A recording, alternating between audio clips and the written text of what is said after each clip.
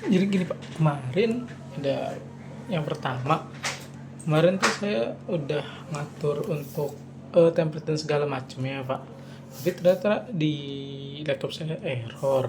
Itu jadi si format numberingnya itu agak sedikit error. Boleh saya upload lagi atau gimana Pak? Oh, kalau diupload lagi ya tidak sih, Oh nggak bisa. karena nanti patokannya yang jadi penilaian itu adalah yang tersubmit, Nggak bisa saya submit ulang nggak bisa. nggak bisa. Oh, soalnya itu, tadi tuh ada kemarin pas saya udah save udah benar, tapi pas di submit terus saya cek data yang di submit ternyata numberingnya jadi kacau, nggak tahu kenapa itu Pak. Ya berarti nanti pasti ini pada waktu revisi baru bisa Oh, dilakukan. sama itu Pak, saya kan untuk bimbingan untuk jadwal sidang ya mungkin saya nggak tahu kapannya, tapi saya ini Pak mau Sidang itu kan antara 24, 25, 26. bukan bukan 24 ya besok ya Pak. Ini besok. Nah Ya sudah terinfo kan 24, 25, 26? iya tapi kan belum ada jadwalnya. Oh ya, oke. And then? Nah, saya mau minta tolong Bapak untuk saya mau untuk Bapak memberikan pertanyaan-pertanyaan seputar skripsi saya sebagai seorang penguji Pak. Jadi saya ingin mempelajari lebih jauh dari kadang kan dosen penguji itu mempertanyakan hal-hal yang nggak expect gitu Pak. Saya di luar ekspektasi saya. Oke. Saya ingin kali Jadi, ini maksudnya seperti itu. ada pertanyaan-pertanyaan Iya, yang untuk mungkin- mensimulasikan sekarang gitu Pak sebagai penguji itu nggak apa-apa kan ya Pak? Oke, boleh lah, boleh lah. Nah, itu Pak nanti juga mungkin tips gimana kalau misalkan dosen bertanya seperti ini sebaiknya saya jawabnya seperti apa dan sebaiknya menggunakan apa gitu misalnya Pak. Oh, oke. Biar nggak keliru di hari kasih niat saya itu sih Pak. Oh, siap. Tapi kan nanti yang penting udah menguasai, Ya, udah dibaca-baca gitu kan ya. ya kadang kan ini karena juga sidangnya offline, kadang kan ya suka belibet ataupun jadi malah apa namanya nggak fokus gitulah. Oke. Jadinya harusnya jawabannya bisa dikuasai malah buyar. Nah, saya main latihan aja gitu Pak. Dan Oke. udah nyiapin aja gitu Pak. Boleh, boleh, boleh. Coba dikirim file terakhirnya ke saya. Sebentar Pak. Oke, saya kirimkan dulu ya Pak.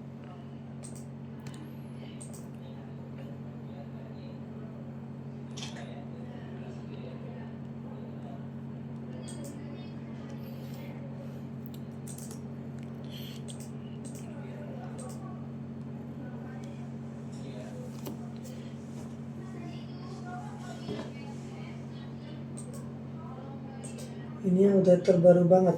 Ya, itu juga tadi saya di bab itu lupa Pak untuk diubah di bab 3 kalau nggak salah itu saya di bagian output inputnya masih ada dana amil. Nah itu Pak juga saya baru sadar ketika setelah itu oh ya di atasnya masih ada lagi Pak. Oke, ini kesan pertama dosen akan melihat kepada apa yang Anda submit. Nah, kalau ini nanti submit ini judulnya usulan penelitian ya berarti Itu juga Pak, saya ini juga kan lupa udah Pak. pasti tuh. Gitu, Karena Pak. ini sangat mencolok ini. Nah itu Pak juga saya juga baru ngeh Pak. Ya, kemudian terkait dengan abstrak yang bahasa Indonesia bahasa Inggris jadi satu halaman. Ini kenapa jadi satu halaman Oh ya? itu emang di 2 Pak. Harus terpisah. Oke baik Pak. Terus tidak ada judulnya, tidak ada namanya. Ini pasti dikomentari ini kalau dosennya enggak dengan penduaan. Tapi paling tidak secara penilaian ini sudah mempengaruhi aspek penilaian karena kan Itu teknik penulisan juga mempengaruhi penilaian. Abstrak Kemudian bikin 2 ya Pak.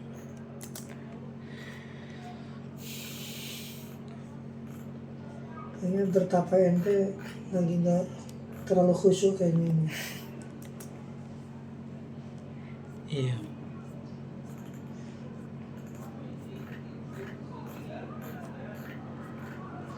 Ini yang file final kok malah Gimana Pak? nyambung-nyambung gini, daftar tabelnya, Daftar dulu nggak Pak? daftar gambar, Oh itu harus berarti harus halaman baru atau Hmm.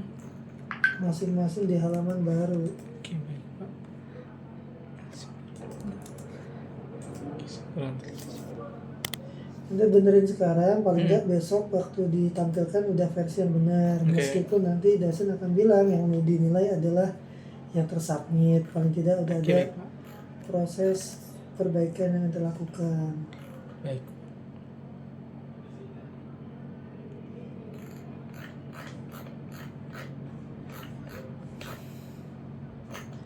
Ini spasinya juga enggak ini ya, seragam.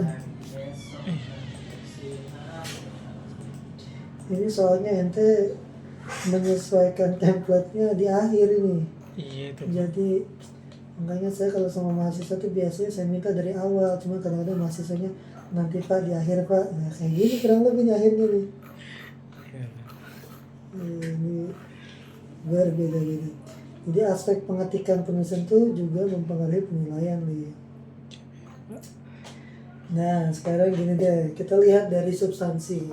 Oke, baik Pak.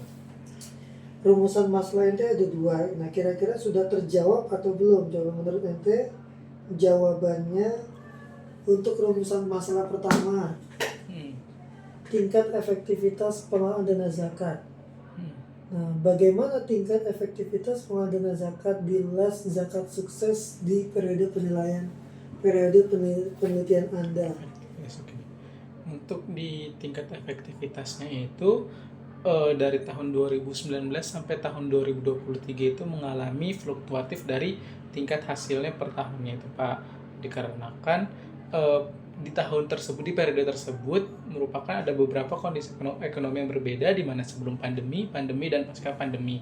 Sehingga untuk tingkat efektivitasnya itu sudah terjawab di mana pada tahun 2019 sudah efektif. Terus kemudian di tahun tadi efektivitas ya Pak.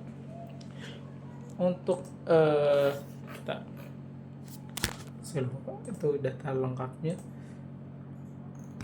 Baik. Terus kemudian di tahun 2020 itu mendapatkan 79% kurang lebih efektif, bukan highly efektif seperti tahun 2019. Kemudian di tahun 2021 hingga dan juga tahun 2022 itu menjadi highly efektif di atas 90% dan tahun 2023 menjadi efektif kembali yaitu di angka 88% Pak. Jadi untuk tingkat efektivitas dalam 5 periode tersebut bisa dikatakan lembaga zakat ini cukup efektif dalam pengelolaan dana zakat karena dalam 5 tahun tersebut tidak ada yang less efektif atau inefektif atau tidak efektif sama sekali. Seperti itu Pak. Oke, berarti apa faktor-faktor yang membuat LAS zakat sukses itu bisa bertahan tingkat efektivitasnya? Oke, faktor-faktor yang membuat LAS zakat sukses bisa bertahan dan efektivitasnya itu adalah sebentar Pak. Apa itu? Yang bikin LAS zakat sukses ini kan hasil uji statistik Anda mengatakan ini efektif. Analisa Anda, kenapa dia itu bisa efektif? Apa yang sudah dilakukan oleh LAS zakat sukses? Yang telah dilakukan oleh LAS zakat sukses yaitu adalah tentu saja dengan menyalurkan dana zakatnya kepada mustahiknya itu kan, dimana dengan nilai efektivitas itu atau nilai ACR, ketika misalkan nilai ACR itu pada tahun 2019 itu 94%, yang mana artinya 94% dana yang digunakan itu digunakan untuk penyaluran dan sisanya adalah untuk operasional. Nah, itulah yang dilakukan oleh LAS zakat sukses terutama umpamanya di tahun 2019 yang membuatnya menjadi highly efektif, di mana 94% dananya digunakan untuk kepada yang sesuai dengan mustahik zakatnya, mustahik zakatnya, dan sisanya itu baru untuk operasional di LAS zakat sukses tersebut. Nah, kalau itu masih terlalu normatif ya. Sebetulnya statement yang bisa ente kembangkan dari tulisan ente itu di sini misalkan ada kata-kata LAS zakat sukses memperluas saluran distribusi zakat. Nah, itu kan supaya efektif itu kan zakat harus tersalurkan dengan cepat. Nah, bagaimana faktor apa yang bisa mempercepat? Maka LAS zakat sukses apa tuh? Memperluas saluran distribusi zakat di tahun 2022. Contohnya tuh yang ini ada tulis nih. Ya, diperluas saluran distribusi zakatnya. Nanti dikejar lagi. Salurannya itu distribusi zakat diperluas dengan apa? Dengan dia melakukan ekspansi program, misalkan ke mualaf, ada inovasi-inovasi program. Nah, itu kan disampaikan juga tuh. Jadi ada inovasi program yang responsif terhadap dinamika mustahik. Nah, cuman nanti harus siapkan contoh konkretnya bagaimana. Nah, jadi itu maksud saya. Jadi kenapa dia bisa efektif? Dia telah melakukan perluasan ekspansi saluran distribusi zakat dengan melakukan inovasi-inovasi program zakat. Contohnya apa? Sampaikan. Apa contoh-contoh program inovatif yang dilakukan sehingga bisa efektif di tahun 2022. Di tahun 2021, nah inilah zakat sukses memperbaiki capaian efektif lebih cepat dibanding lembaga lain yang masih bergantung pada pendekatan konvensional. Nah ini juga dia melakukan apa ini, evaluasi dan strategi korektif berbasis data. Nah jadi ini faktor yang menyebabkan zakat sukses tetap efektif di tahun 2021 adalah yang mereka lakukan dengan melakukan evaluasi dan strategi korektif. Nah ini nih, jadi statement-statement yang ente tuangkan di sini harusnya ini yang keluar, yang tersampaikan. Jadi jadi intinya karena ente mengukur efektivitas, jawabannya, pertanyaan utamanya adalah efektif nggak? Seberapa efektif? Kok bisa efektif? Nah itu ya, jadi itu harus ente jawab tuh. Ya efektif nggak? Ente jawab efektif. Seberapa efektif? Ente sampaikan trennya, datanya bagaimana. Nah kemudian kok bisa dia efektif? Nah ente sampaikan ini, karena ini sudah ente tuangkan di pembahasan. Nah kok bisa efektif? Nah baru setelah itu kira-kira apa yang kurang? Nah kelemahan yang dilakukan dari last zakat sukses, misalkan ada nggak poin-poin yang mungkin dirasa masih kurang dari last zakat sukses? Contohnya misalkan ada dari penurunan efektif, ada nggak penurunan efektivitas dalam rentang 5 tahun? Ada Pak, di tahun sebentar. Nah 2023 nih, Iya betul Pak. turun sebesar Turun. 1,31%. Why? Oh iya. Kenapa menurut? Kalau misalkan itu menurun kan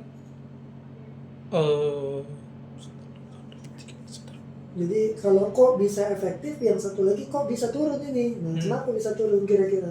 Analisa Anda, ini kan analisis nih. Analisa Anda apa kali?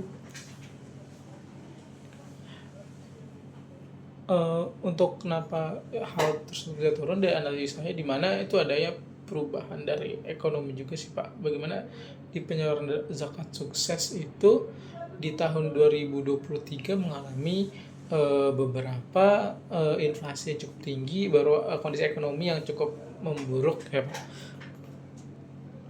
Kurang lebih Itu seperti kan ada yang sampaikan tentang inflasi, kemudian ada fluktuasi ekonomi pasca pandemi. Nah, tapi kenapa terjadinya di 2023, tidak di 2022, tidak di 2021 yang justru bahkan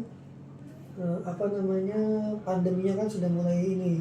Nah, ini bisa disampaikan misalkan dengan kalau di masa pandemi, artinya penyaluran zakat sudah masif dilakukan karena memang di masa-masa itu program-program filantropi sangat meningkat gitu ya, dengan banyaknya masyarakat yang butuh bantuan, sehingga dan saluran-saluran distribusi zakat ke APD itu banyak inovasi-inovasi penyaluran zakat di masa pandemi gitu ya. Nah sementara di 2023 ketika pandemi sudah melandai, nah belum diikuti dengan peningkatan jumlah penerimaan, sehingga rasio penerimaan dengan penyaluran sehingga tidak tidak meningkat secara signifikan. Itu nanti yang terjabarkan analisanya baik faktor internal dari last zakat sukses maupun dari faktor eksternalnya. Itu dari efektivitas nih. Jadi ente harus menjawab efektif apa enggak, seberapa efektif, kok bisa efektif dan kok bisa tidak efektif atau turun efektivitasnya. Itu ente sampaikan. Gitu ya. Nah, kemudian yang terakhir, yang kelima terkait efektivitas itu secara general, berarti trennya menurut Anda last zakat sukses selama periode penelitian bagaimana efektivitasnya?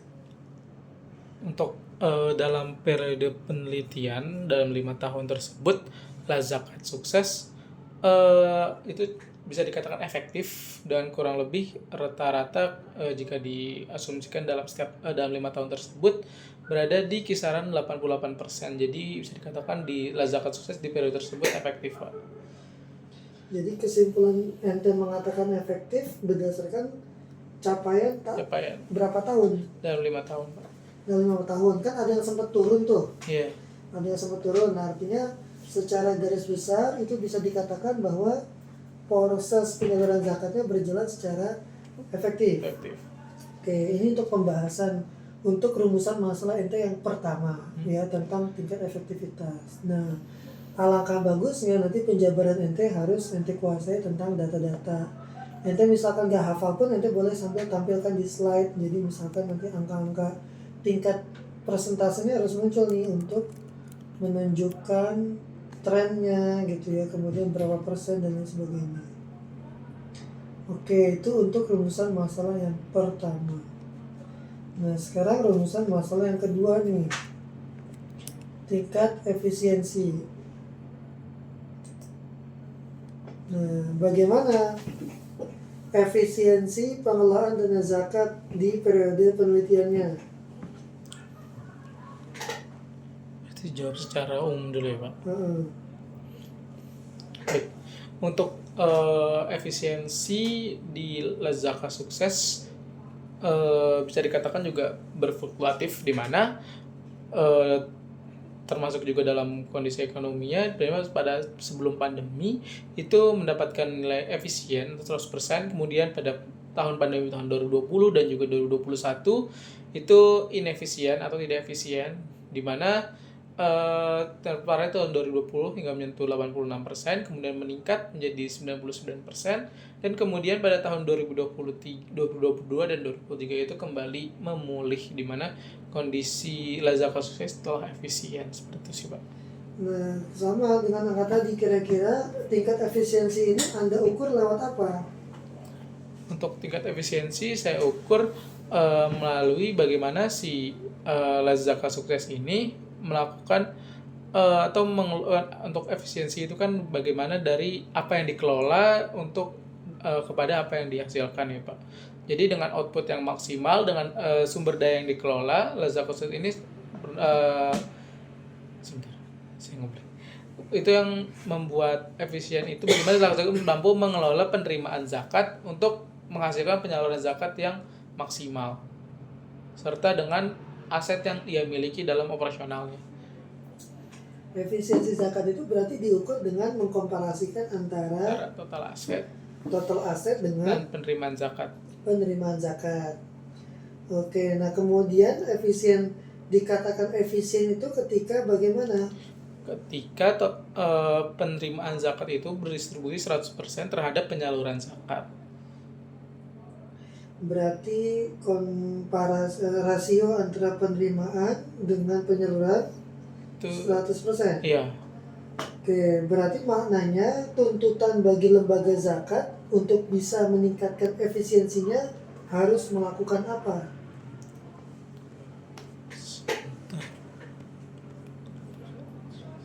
Ini nanti masuk ke rekomendasi ente. Nah, kira-kira supaya las zakat sukses itu bisa efisien atau lembaga-lembaga zakat yang lain bisa efisien, mereka perlu melakukan apa? Oke.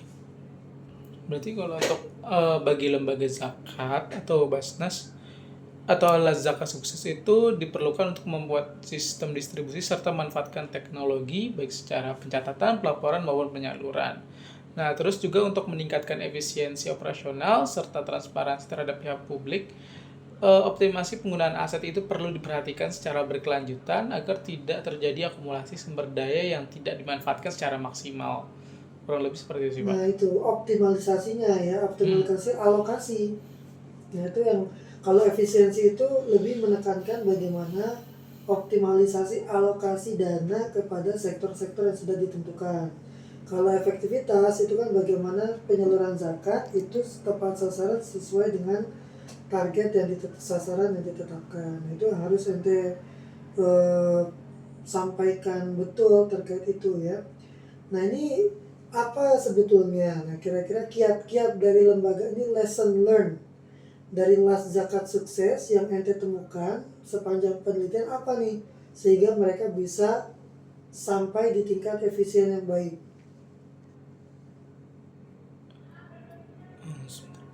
Kok bisa? Nah, sama kayak tadi nih. kok bisa dia efektif, nah sekarang kok bisa dia efisien, nah apa faktor-faktornya? Oke, baik. Faktor-faktornya ini bisa dilihat karena pada tahun 2022 itu kan Lazada Sukses telah mencapai nilai yang efisien pasca pandemi ya. Nah, tahun ini merupakan fase pemulihan. Lazada Sukses ini memiliki akses serta sumber daya yang ini melibatkan bahwa peningkatan aset tidak serta-merta menghasilkan efisiensi kecuali diikuti dengan kemampuan dalam mengelola aset secara efektif. Oke, di tahun 2020, nah ini kan tingkat efisiensinya menjadi turun ini. Nah, berdasarkan laporan MT. Kenapa bisa mengalami penurunan seperti itu? Ya, baik, Pak. Nah, di tahun 2020 ini kan bisa dikatakan fase pemulihan ekonomi secara nasional sehingga lembaga akses sebentar, Pak. Tahun 2020. Oh ya. Baik. Jadi pada tahun 2020 kan memang nilai efisiensinya turun ya Pak menjadi 86,4% dengan potensial improvementnya itu sebesar 15% dan kebutuhan pengurangan input seperti 32%. Nah, hal ini mengindikasikan bahwa adanya pemborosan atau lockdown dalam penggunaan aset yang tidak sebanding dengan output yang dihasilkan. Nah, fenomena ini terjadi karena pada masa awal pandemi COVID-19 yang secara luas mengganggu operasional lembaga dan menyebabkan ketidakseimbangan antara aset yang tersedia dan juga kemampuan aktual dalam penyalurannya, Pak. Oke, berarti apa kira-kira yang bisa ditiru oleh lembaga zakat lain dari Las Zakat Sukses untuk bisa mencapai target yang sama? Untuk mencapai target yang sama berarti ada perlunya untuk mengelola aset lebih baik lagi agar ketika untuk mempersiapkan di mana kondisi-kondisi yang tidak terduga seperti tahun 2020 seperti ketika ada suatu kasus misalkan ada pandemi seperti itu mungkin asetnya itu tidak langsung lockdown atau tidak serta-merta digunakan atau memiliki bisa dikatakan memiliki aset yang cukup dan apa gimana Pak bahasanya. Di situ ada kata-kata slack pemborosan, Ya, ada pemborosan. indikasi pemborosan. Nah, ini indikasi ini Anda simpulkan berdasarkan apa ini? Kira-kira ada indikasi pemborosan atau slack dalam penggunaan aset? Nah, itu Pak, untuk pemborosan dalam penggunaan aset, itu kan saya indikasikan berdasarkan dengan potential improvement-nya pada tahun tersebut. Di mana di sini pemborosan itu karena di total potential improvement-nya disebutkan bahwa perlunya adanya pengurangan kurang lebih 32% dari aset yang digunakan pada tahun tersebut. Jadi kan tadi di awal saya mengatakan bahwa lembaga zakat dikatakan efisien adalah ketika mampu mengelola penyaluran penerimaan zakat terhadap penyalurannya itu secara bisa dikatakan sama gitu. Ketika 100% penyaluran maka akan menghasilkan 100% 100% penerimaan akan menghasilkan 100% penyaluran. Nah, pada saat ini berarti penyalurannya itu sudah habis dan masih kurang untuk di program penerimaannya itu aset di penerimaan itu kurang sehingga memerlukan dana tambahan dari si total aset itu, Pak. Dari gambaran yang ente sampaikan, ini kan potential improvement efisiensinya nih. Ada sekian persen ini. Nah, ini kenapa potential improvementnya ada yang hanya di angka 0%? Baik, Pak. Tahun 2021 ya, Pak. Potential improvement di tabel 20. Nah, itu di tahun 2019, 2022, 2023. Nah, oh ya Pak, perbedaannya antara tahun 2020 antara di tahun 2021 dan tahun 2020 itu kan dikatakan bahwa ketika suatu lembaga di tahun tersebut ingin mencapai suatu tingkat efisien yang 100%, itu ada dua hal ya Pak. Jadi pertama mengurangi penggunaan total aset serta menambah sekitar 15% dari atau aset yang telah untuk penyaluran zakat. Nah, padahal sedangkan untuk tahun 2021 ini karena juga tingkat efisiensi itu hampir mendekati 100%. Jadi untuk penerimaan zakat dan penyaluran zakat ini sudah dilakukan secara maksimal dan sudah bisa dikatakan berkesinambungan apa yang diterima dan disalurkan untuk output yang maksimal. Namun tetap terjadi kekurangan dana, yaitu kan pada tahun tersebut juga masih fase pemulihan ekonomi sehingga dana dari total aset masih digunakan. Namun penyalurannya sudah bisa dikatakan sudah pas dengan penerimaan zakat yang ada. Oke, berarti kalau misalkan seperti itu, apa yang harus dilakukan dengan potential improvement yang sebesar itu? Berarti what should they do untuk pengembangannya ke depan?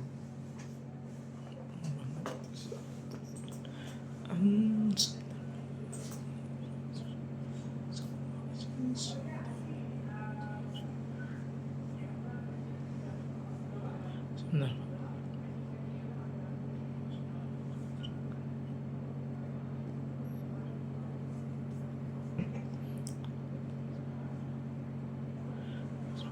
yang perlu dikembangkan itu adalah mencakup manajemen aset yang lebih strategis, pengembangan model penyaluran zakat yang produktif, penguatan akuntabilitas dan transparansi, serta peningkatan kapasitas teknologi informasi untuk menunjang distribusi yang tepat sasaran dan efisien, Pak. Oke, nah itu pertanyaan-pertanyaan saya seputar rumusan masalah NT2 itu ya, tingkat efektivitas dan efisiensi. Jadi sekali lagi harus dikuasain ya.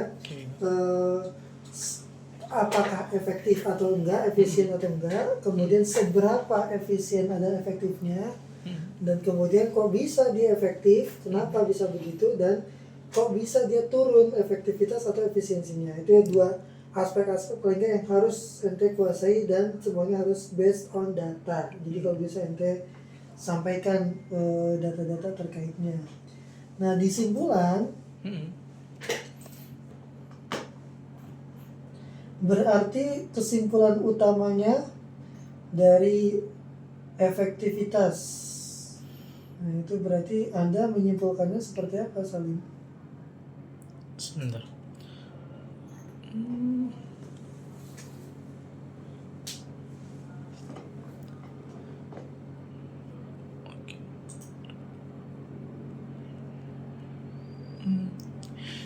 Untuk kesimpulan dari segi efektivitas, Lazaka Sukses ini saya simpulkan bahwa sudah terbukti mampu untuk menyalurkan dana yang dihimpun secara optimal kepada mustahik selama 5 tahun dalam periode penelitian ini. Lembaga ini atau lembaga zakat sukses ini, Lazaka Sukses menunjukkan kinerja penyaluran yang tergolong efektif dan sangat efektif, mencerminkan kemampuan dalam mengelola distribusi zakat secara tepat sasaran, terukur dan sesuai dengan tujuan syariah. Bahkan dalam kondisi yang penuh tantangan seperti pada saat masa COVID, dan juga zakat sukses juga masih bisa mempertahankan kinerjanya di tingkat yang baik, menandakan ada ketahanan organisasi, fleksibilitas strategi penyaluran. Dan juga ini efektivitas ini juga menjadi indikator bahwa lembaga zakat telah menerapkan prinsip tata kelola yang akuntabel dan memiliki sistem perencanaan pelaporan yang mendukung kinerja distribusinya secara berkelanjutan, Pak. Rekomendasi yang Anda sampaikan bagi las zakat sukses apa berdasarkan temuan penelitiannya?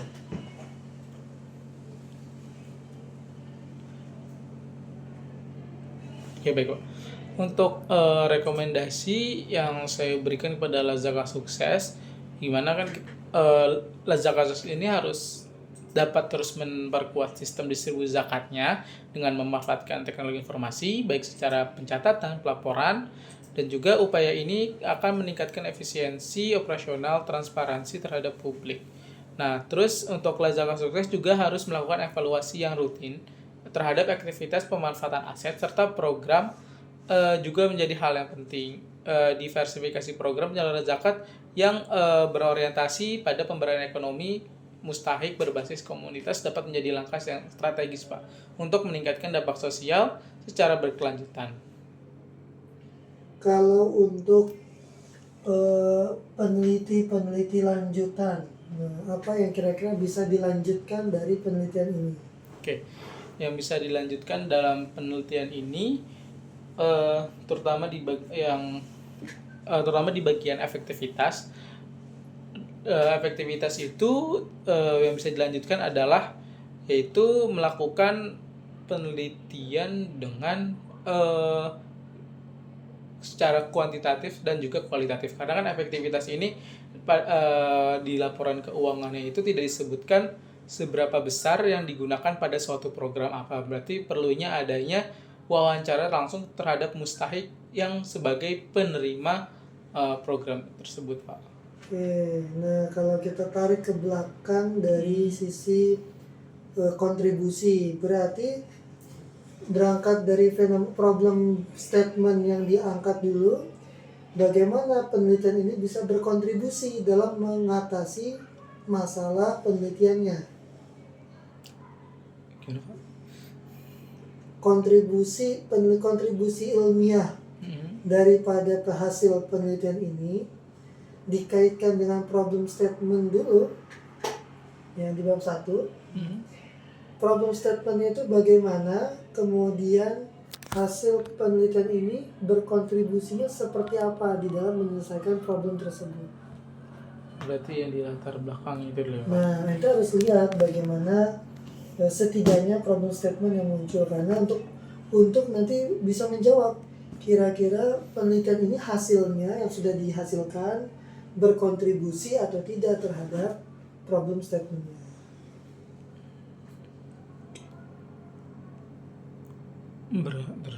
Sekontribusi. Di latar belakang coba ente lihat di situ kan ente utarakan tentang beberapa problematika.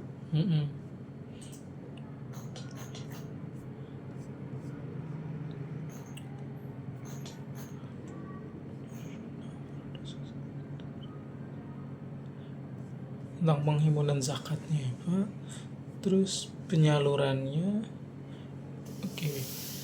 LAS memberikan data yang transparan kepada pemerintah, kemudian regulasi dari pemerintah supaya LAS beroperasi berlandaskan dengan hukum dan prinsip syariat Islam. Nah, namun ada tantangan bagi LAS untuk pengelolaan zakat yang harus sesuai dengan izin. Nah, ini kan masalah yang disampaikan nih. Kemudian ada pembatasan operasional LAS akibat regulasi. Nah, sementara jawaban ente, penelitian ente mengatakan bahwa harus ada diversifikasi program. Nah, permasalahannya yang ente sampaikan adanya pembatasan operasional LAS akibat regulasi. Jadi akses mustahik terhadap manfaat zakat menjadi terbatas. Nah, sementara hasil penelitiannya dia mengatakan bahwa perlu ada diversifikasi program penyaluran zakat. Nah, ini kan seolah-olah kontradiktif. Nah, bagaimana ente bisa menjelaskan bahwa hasil penelitian ini bisa menjawab dari problem tersebut?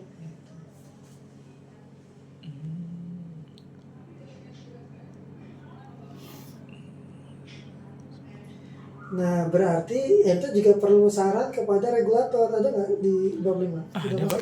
Ada. Nah, ente bunyikan itu bahwa penelitian ini, hasil penelitian ini merekomendasikan kepada regulator untuk apa? Melakukan peninjauan terhadap undang-undang untuk mengakomodir bagaimana pemanfaatan zakat yang lebih dinamis gitu. Jadi itu kontribusi ilmiah penelitian ente terhadap tantangan-tantangan yang ada di situ adalah dengan memberikan rekomendasi kepada regulator gitu.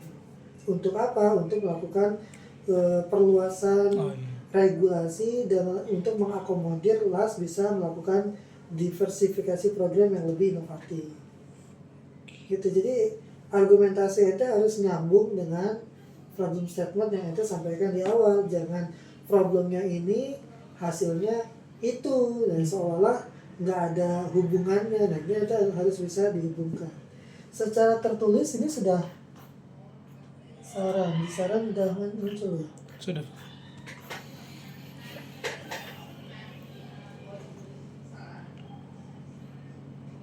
Nah, ini kan sudah bunyi nih di bagian rekomendasi yang disampaikan. Nah, tinggal nanti ente tegaskan kira-kira konkretnya kalau memang ada rekomendasi untuk regulator, misalkan dari sisi kebijakan regulasi undang-undang zakat aja yang usianya udah dari tahun berapa undang-undang zakat?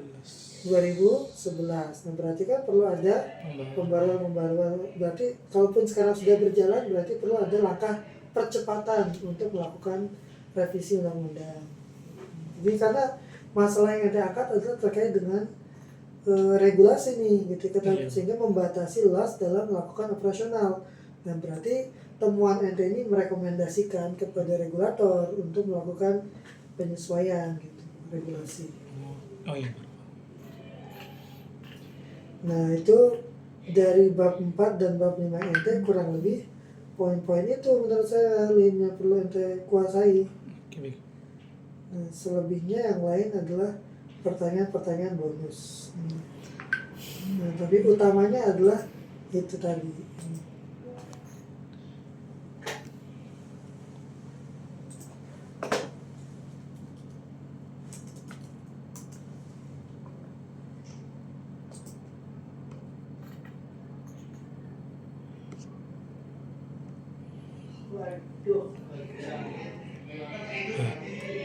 Terus, oh iya, untuk nanti di seminar hasil saya perlu menyampaikan bab 1, 2, 3 juga atau langsung lompat ke bab 4, 5, Pak? Disiapkan dari awal, cuma misalkan penguji minta langsung ya ikuti arahan penguji. Oke, tapi kalau misalkan pengujinya bilang apa-apa, mungkin saya kayak mereview singkat gitu ya, Pak? Betul. Jadi penyampaian utamanya tetap di bagian pembahasan hasil ya. Oke, baik, Pak.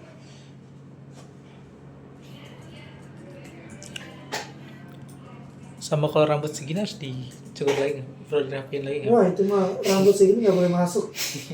Rambut segini insya Allah itu langsung diusir dari ruang ujian. Oke, baik, Pak. Nanti saya rapikan lagi rambut saya dan juga argumen saya. Ya pokoknya ente harus bisa menjawab perumusan masalah ente. Poinnya itu. Oke, baik, Pak. Sini, oke.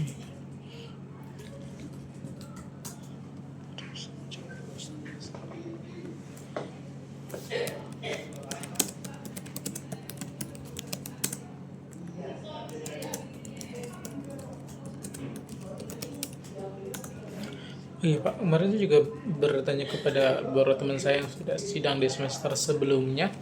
Itu kan memang ada beberapa file atau beberapa dokumen yang dibawa ya Pak, seperti ijazah, pas foto, dan lainnya. Nah, itu dokumen tersebut bisa diserahkan setelah sidang di hari yang sama atau bagaimana Pak? Harusnya kita arahkan di hari sidang. Oh, di hari yang sama. Keluar dari sidang langsung ke Mbak Karina menyerahkan itu. Oke. Sudah. Bapak, Hmm? maksudnya Bang, sudah Dokumennya udah siap belum? lagi saya siapkan. Foto nanti saya foto sih Pak. Hah? Foto ya cukur dulu baru foto nih. Iya, betul Pak. Foto berarti malam ini langsung jadi tuh foto. Iya, karena kan saya fotografer. Harus sesuai itu ketentuannya foto ijazah nih, jangan Iya. cetak sembarangan ya. Iya. Ditolak itu pasti harus cetak beneran. Oke. Jangan Terus? pakai printer. Oh iya. Terus, oh berarti itu di hari itu ya. Itu lagi. Itu aja sih Pak. Ini fotokopi ijazah nanti saya coba cari lagi.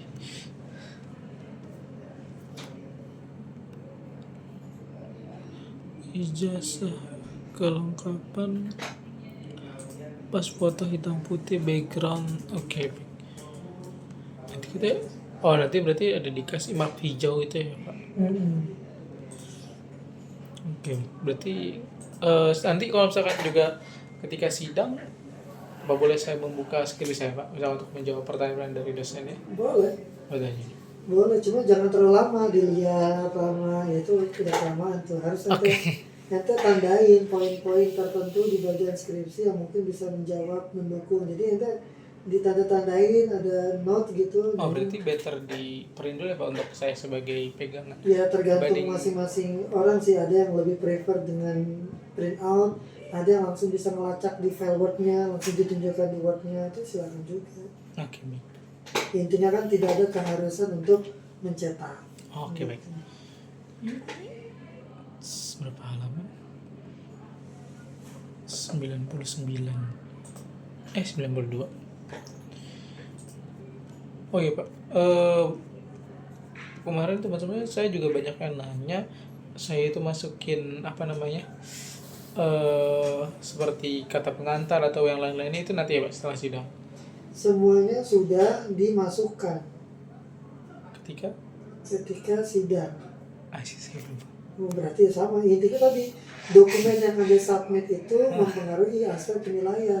Oke, Di baik. portalnya kayaknya udah tercantum deh. Nggak usah kemarin saya kira kan untuk ketika di apa namanya untuk kan menyampaikan upload Turnitin ya Pak. Turnitin itu kan di Itu kan itu juga cuma bab 1 sampai bab 5. Yes. Saya kira dari dengan hasil tersebut ketika sudah mendapat Turnitin yang oke, itu bisa langsung upload dan justru. banyak dari teman saya yang berpikiran seperti Wah, itu. padahal di situ sudah tercantum untuk cover sampai dengan lampiran. Oke, baik. Cover sampai lampiran belum tanda tangan dan materai, kecuali yang ada tanda tangan bermaterai itu Lembar yang pengesahan dikosongkan. berarti enggak? Lembar pengesahannya sudah ada, Sudah tapi ada. non tanda tangannya. Itu, Jadi Pak. semuanya sudah lengkap. Karena kata pengantar pun kita akan baca. Gitu. Kayak biasanya begitu. Sampai dulu angkatan-angkatan dulu ada yang kata pengantarnya ucapan terima kasih ke best friend dan lain sebagainya, kita komentarin, kita kasih ini harus diperbaiki, nggak boleh begini. Oke. Jadi ya Anda harus siapkan malam ini segera ini. Oke, baik. Jadi yang Anda ini Anda pasti nggak baca ini nih. Sudah Apa cukup Tuh lihat tuh di nomor 15 tuh, melakukan pendaftaran sidang skripsi, submit dokumen syarat lengkap dan naskah skripsi full. Nah tuh, cover sampai dengan lampiran. Nah, berarti itu, Pak. belum terintip dengan baik ini Anda ini. Iya Pak, sama saya juga bingung Pak untuk lampiran itu yang perlu dilampirkan untuk saya kan apa aja Pak? Saya juga belum ini Pak, mungkin saya kemarin sih Pak. Ya lampiran yang pasti ada kan biodata penulis, itu wajib ada tuh. Iya. Minimal kan itu sama persetujuan dosen pembimbing. Oh ya, kalau persetujuan di beda file Pak, soalnya di form tersebut. Cuma kan tetap Oh harus ya ada. masuk satu Oh file. iya Pak. Harus Saya kira dimasuk. karena di formnya itu beda, jadi saya nggak perlu dimasukin gitu Pak. Jadi lembar persetujuan itu masuk sebagai lampiran nanti. Oke. Nah, terus juga surat-surat izin yang ente sampaikan ke bukan surat izin, Nggak ada juga. data-data Oh, berarti laporan keuangannya secara laporan keuangannya. Mungkin sekilas katakanlah covernya saya atau beberapa bagian dari data itu masuk sebagai lampiran gitu. oh berarti oke baik Pak. Iya, ya, jadi harus ente lengkapi lagi gitu. Ya utamanya sekarang ya karena ini udah anggaplah H-1 lah, anggaplah ente terjadwal besok. Iya Ya Pak. berarti ente fokuskan kepada konten dulu berarti. Oke, Pak. Sambil kalau memang masih ada waktu yang memungkinkan dilengkapi dikit-dikit untuk ininya. baik, Ucapan Pak. yang lainnya. Oke baik. Jadi begitu. Nah ini kan tahapannya masih ente baru di tahap 15-16. Tahapan berikutnya KPPS harus ente baca detail, harus ente Oke, baik, lihat. siap. Nah ini kayaknya KPPS ente cuma pajangan doang ini kayaknya. Saya baca sih Pak, tapi Ya, tapi ya baru lewat, secara kelewat urutan ya, Pak. gitu ya. iya Pak. Ya, mungkin lagi nggak bacanya, mungkin lagi nggak fokusnya saking mempersiapkan ini mungkin Nuzam saya nih ya. Saking Iya Pak. fokus mempersiapkan Kontennya apa? pertanyaan-pertanyaannya. Iya sih Pak.